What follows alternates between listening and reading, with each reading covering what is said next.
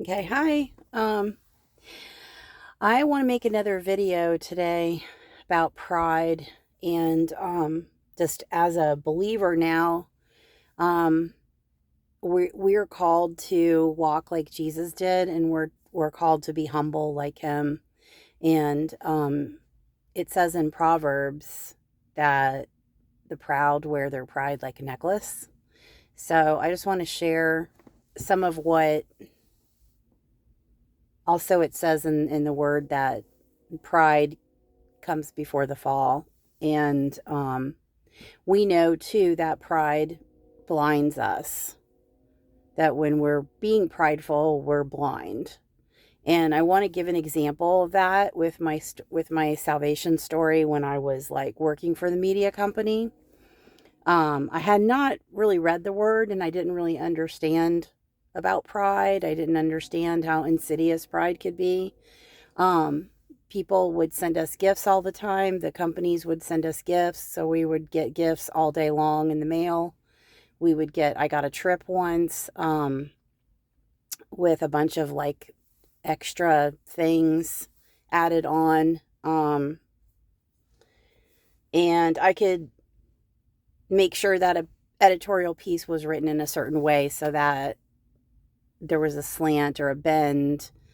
And I had control of or a perception of control in my job.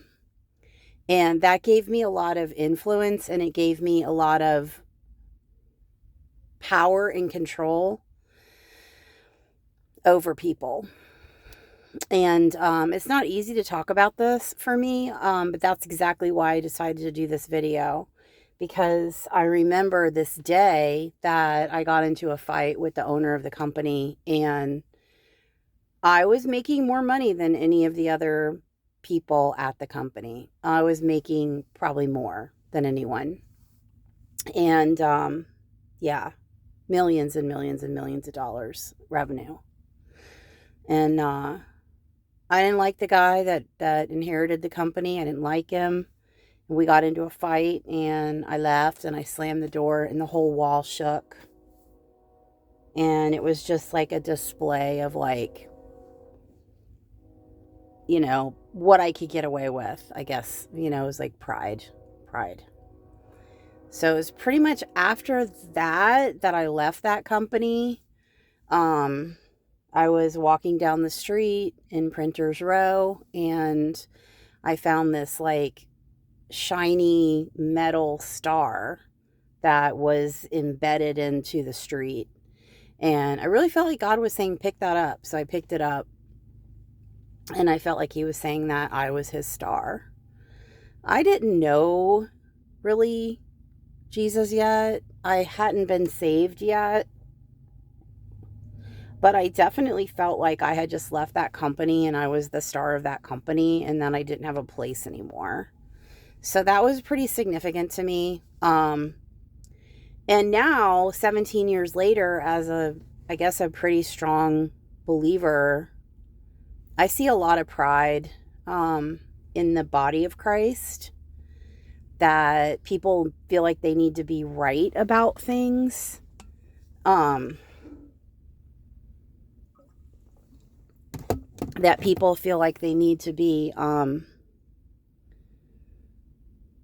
teachers, that they need to be um,